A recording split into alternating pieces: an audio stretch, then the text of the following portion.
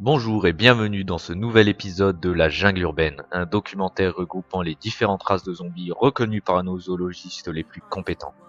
Vous verrez au travers de cet épisode qu'ils ne sont pas si différents de nous, si on met de côté le fait qu'ils puent de la gueule. Nous allons commencer par le plus courant, puisque celui-ci regroupe environ 80% de la population de zombies. Le grand public l'appelle le marcheur. Le marcheur se révèle être très faible seul, alors son instinct de survie le pousse à rester en groupe. Ils sont très sociables et essayent souvent de faire des câlins aux autres espèces pour montrer qu'ils sont amicaux. Oh, mais oui, moi aussi je t'aime bien. Ils aiment se retrouver en groupe, confinés, dans des zones restreintes, un peu comme nous dans nos boîtes de nuit.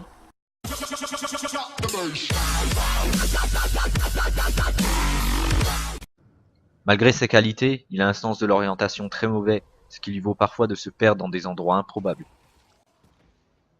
Hein? Excusez-moi. Ça va? Il lui arrive d'avoir des instants d'absence cérébrale, et dans ces instants, il ne faut jamais les déranger. Car s'ils vous repèrent, leurs instincts amicaux vont reprendre le dessus. Et s'ils se réveillent, ils auront autant de neurones actifs qu'un adolescent qui veut participer à une télé-réalité. Ce qui en fait une personne ayant une incommensurable stupidité. Contrairement à leurs cousins, les virulents, qui sont toujours à l'affût du moindre bruit pour pouvoir vous faire une démonstration de capoeira. Ils sont bien souvent solitaires, mais il leur arrive de rester en groupe de 3 ou 4 pour défendre ce que l'on pourrait appeler communément leur terre-terre. Ils restent souvent dans les coins de ruelles sombres de banlieue. Nos experts ne savent pas encore très bien pourquoi, mais la population de virulents étant majoritairement composée de jeunes zombies, il y a de fortes chances pour que ça soit pour consommer de la drogue ou des protéines, ce qui expliquerait l'explosion de la population de la troisième race.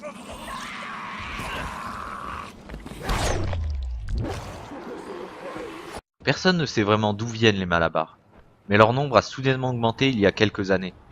Ils portent ce nom car l'homme les ayant découverts a trouvé une certaine ressemblance entre un vieux chewing-gum et un colosse de 2,50 m de haut. C'est vraiment troublant.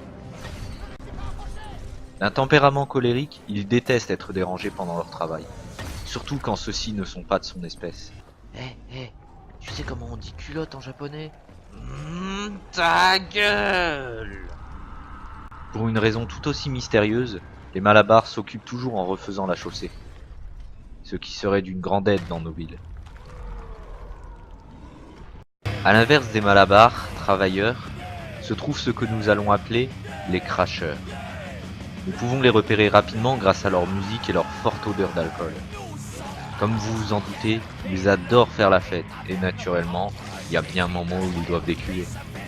Le plus gros problème, c'est qu'ils sont obligés de le faire sur les passants, ce qui fait qu'ils ont beaucoup de mal à s'intégrer. Plusieurs centres de désintoxication existent pour aider les cracheurs, alors si vous en connaissez un, parlez-en.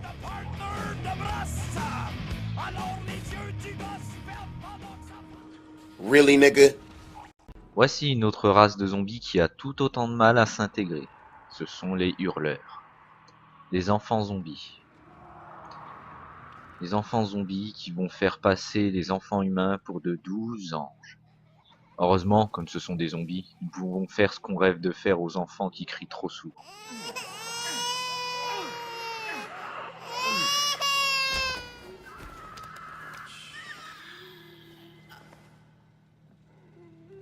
Parmi tout ce beau monde, il y en a certains qui ne vivent que la nuit, un peu comme les humains. Je vous ai dit qu'ils n'étaient pas si différents. Parmi eux, il y a les esquiveurs. Ils ont un tempérament agressif jusqu'à ce qu'on vienne leur régler leur compte. Sale pute! Quoi? Oh, vas-y, j'ai rien dit là, laisse-moi tranquille, t'es un ouf, toi. Ceux-ci sont bien souvent aidés par les grands de leur cité, que l'on appelle les rapaces. Grands frères des virulents, ceux-ci ont néanmoins décidé de vivre la nuit pour ne plus se faire choper dans un coin de ruelle. De ce fait, ils craignent les rayons UV de notre soleil et de certaines lampes. Leur pupille dilatée par la consommation abusive de drogue les a rendus hypersensibles à la lumière. Comme les virulents, ceux-ci défendent leur terre-terre, mais nous laissent tranquilles si on fait tourner ce que les jeunes appellent de l'herbe.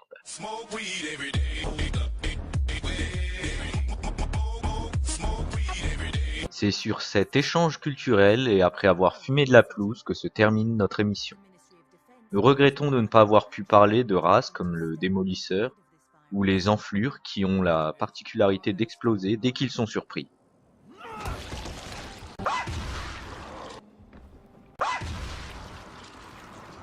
Tout ça parce qu'ils ne sont pas reconnus comme race de zombies à part entière. Sur ce, à très bientôt tout le monde.